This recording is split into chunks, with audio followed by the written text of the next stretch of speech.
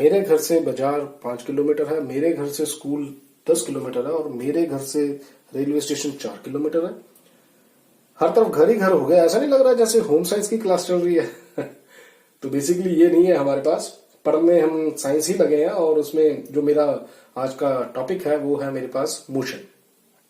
तो उसमें मैं ये अपने घर की बात क्यों कर रहा हूँ, घर को इतना फेमस क्यों कर दिया आज, मैं बेसिकली आपको वही बताने जा रहा हूँ। जब मैंने कहा कि भाई मेरे घर से रेलवे स्टेशन, मेरे घर से स्कूल, मेरे घर से मार्केट, तो यहाँ पे मेरा घर जो है उस वर्ड को देखें कि भाई जितनी भी बाकी की मैं दूरियों की बात कर रहा हूं ना, बाकी की पोजीशंस की बात कर रहा हूं ना, वो कहां से मेजर हो रही है? मेरे घर से। मतलब मेरा घर क्या है? एक ओरिजिन पॉइंट। बेसिकली जो आपका घर है वो क्या है? आपका ओरिजिन। मतलब जहां से आपने सारी डिस्टेंसेस या सारी पाथ को नोट करना शुरू किया है, उस पॉइंट को, उस पोजीशन को हम बोलते हैं ओरिजिन या फिर रेफरेंस पॉइंट। तो ये रेफरेंस पॉइंट बड़ा जरूरी पता होना चाहिए आपका ये मोशन चैप्टर शुरू होने से पहले। और वो है हमारे पास रेस्ट। तो यहाँ पे रेस्ट क्या है उसके बारे में हम थोड़ा सा रेस्ट में है।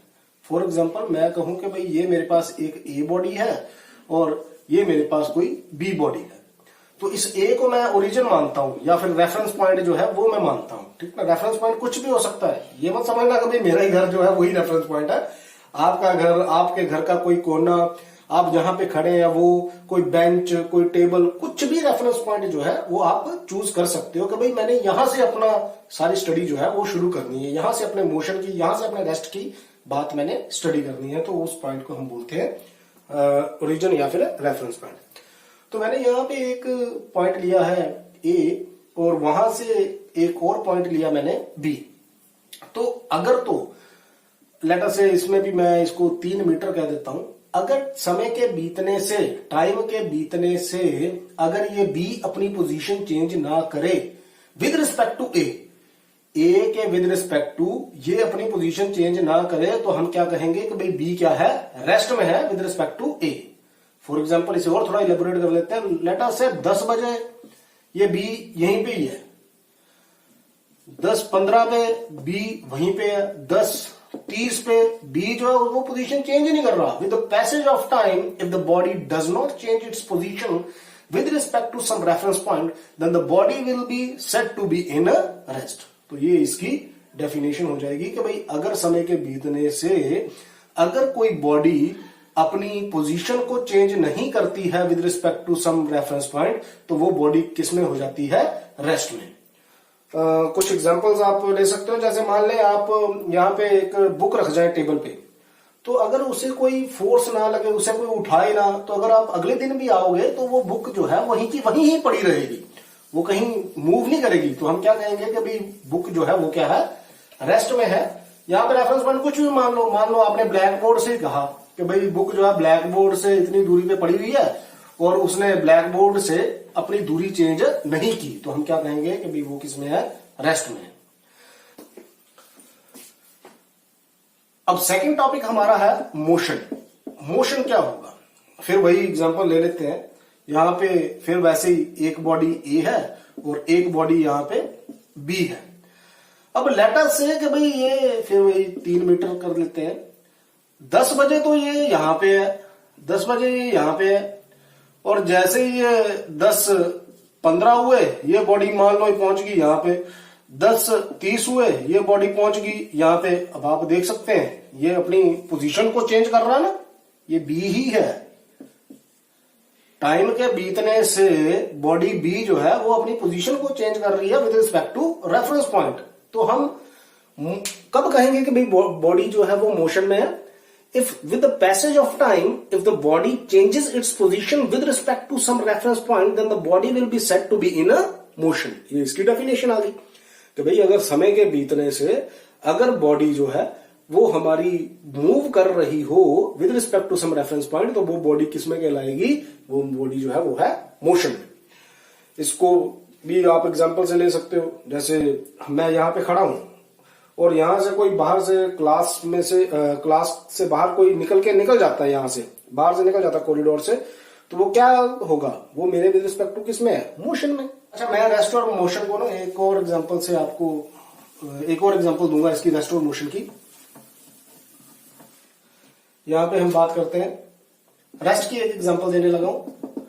जैसे आप एक बस में हैं और बस में आप बैठे हुए हैं, ए और बी, दो बंदे बैठे हुए हैं बस में, और बस जो है वो मूव कर रही है, बस जो है वो मूव कर रही है। तो टाइम के बीतने के साथ ये काफी लंबी दूरी पे चले, काफी घूमने फिरने जा रहे हैं, तो ये अपनी सीटें नहीं छोड़ेंगे, वहीं पे बैठे रहेंगे। तो समय के बीतने के साथ अगर ये बॉडीज जो है अपनी पोजीशन चेंज नहीं करती हैं, तो मैं क्या कहूंगा कि भाई बी जो है वो ए के विद रिस्पेक्ट टू किसमें है, रेस्ट में है जी। बी जो है वो ए के विद रिस्पेक्ट टू में रेस्ट में है। लेट अस से बाहर कोई आपका फ्रेंड आपको यहाँ पे सी ऑफ करने आया है और बस जा रही है और वो आपको हाथ हिला रहा है, बाय बाय कर रहा है, तो उसको क्या लगेगा कि भाई ए जो है वो क्या है, मोशन में। अब देखिए यहाँ पे दोनों चीजें आ गई, रेस्ट और मोशन की, दोनों की एग्जांपल मैं एक साथ दे रहा हूं। बस में बैठे हुए बी को लग रहा है ए जो है वो रेस्ट में है, लेकिन बस के बाहर जो सी है उसे लग रहा है कि भाई ए जो है वो मोशन में है। समझ रहे हैं आप, बस में बैठा जो बी है उसे लग रहा है ए जो है वो रेस्ट में है, और बाहर जो सी है उसे लग रहा है कि भाई ये मोशन में है। तो यहां से मैं अपने अगले टॉपिक की बात करूंगा।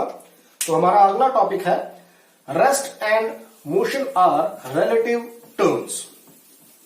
तो ये मैंने लिखा rest and motion are relative term. ये हमें क्या कह रहा है, अब मैं यहां से पहले तो इसी वर्ड को डिफाइन कर लेता हूं। रिलेटिव क्या होते हैं भाई, रिलेटिव हमारे रिश्तेदार, जिनको आजकल हम बुला नहीं रहे हैं अपने घर में तो रिलेटिव है हमारे रिश्तेदार। तो इसमें हमें क्या पढ़ना है, हमें यहाँ पे भी अपनी रेस्ट और मोशन के बीच में क्या रिश्तेदारी है उसके बारे में हमने जानना है कि रेस्ट और मोशन में रिलेशन क्या है उनका रिलेशन में, तो वो देखते हैं हम। अब उसी एग्जांपल में आ जाए आप। अब ए जो था, हाँ जी, तो यहां पे इसको हम एग्जांपल से पढ़ते हैं। जैसे मान लें एक हमारे पास एक बस है, बस में ए जो था वो बी को ऐसे लग रहा था जैसे ए जो है वो रेस्ट में है, क्योंकि वो उसके विद रिस्पेक्ट टू अपनी पोजीशन चेंज ही नहीं कर रहा था। तो बी के अकॉर्डिंगली वो किसमें था, रेस्ट में था, लेकिन बाहर जो उसका फ्रेंड था सी, उसके अकॉर्डिंगली ये किसमें था, मोशन में। अब देखें कि भाई ए जो है एक इंसान के अकॉर्डिंगली वो लग रहा है कि भाई जैसे रेस्ट में है, और दूसरे इंसान के लिए वो क्या हो गया, मोशन में। मतलब एक ही बॉडी एक ही समय में रेस्ट और मोशन दोनों में ही होती है। इसकी रिलेशन जो हमें बता रहा है कि भाई a body at the same time can be in rest और मोशन। ठीक है जी, तो ये हमारे पास रेस्ट एंड मोशन का आर रिलेटिव टर्म्स।